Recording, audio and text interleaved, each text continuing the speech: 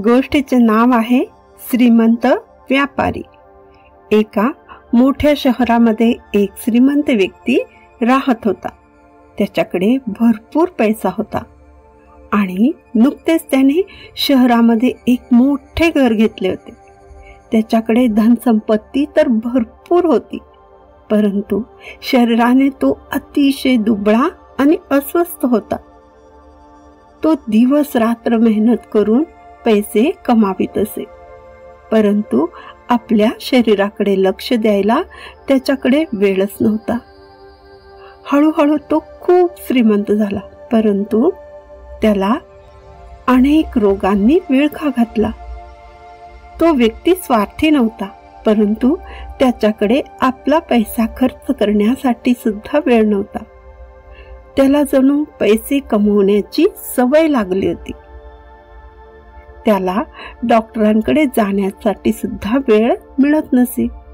शरीराकडे लक्ष न दिल्याने हळूहळू त्याचे शरीर कमजोर व्हायला लागले। एक दिवस कामावरून थकून तो घरी आला।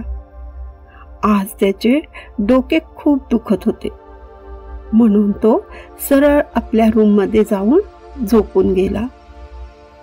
तेव्हा त्याच्या नोकराने त्याला जेवायला विचारले, तेव्हा भूक नाही म्हणून त्याने जेवायला नाही म्हटले। अर्ध्या रात्री त्याच्या डोक्यात अतिशय वेदना व्हायला लागल्या। त्याला काहीही लक्षात येत नव्हते।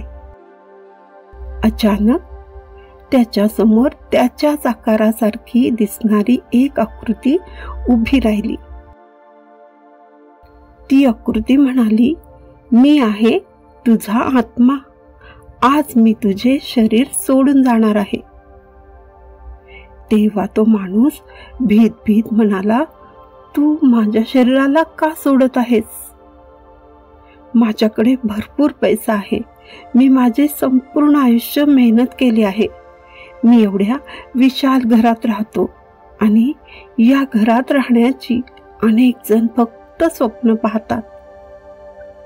आत्मा म्हणाला, माझी गोष्ट ऐक, तुझे हे मोठे घर माझ्या काहीही कामाचे नाही।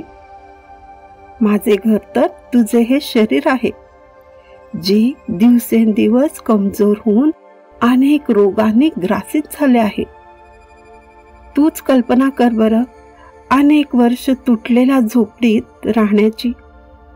बस त्याच पद्धतीने तू माझी हालत केली आहेस आणि आता मी या घरात अधिक काळ राहू शकत नाही। एवढे बोलून आत्मा त्या शरीराला सोडून गेला।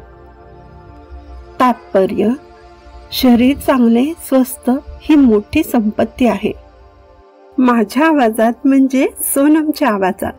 जर ही स्टोरी तुम्हाला आवडली असेल तर या पॉडकास्टला फॉलो करून रेट करायला सुद्धा विसरू नका। पुन्हा भेटूया नवीन गोष्टीमध्ये। धन्यवाद।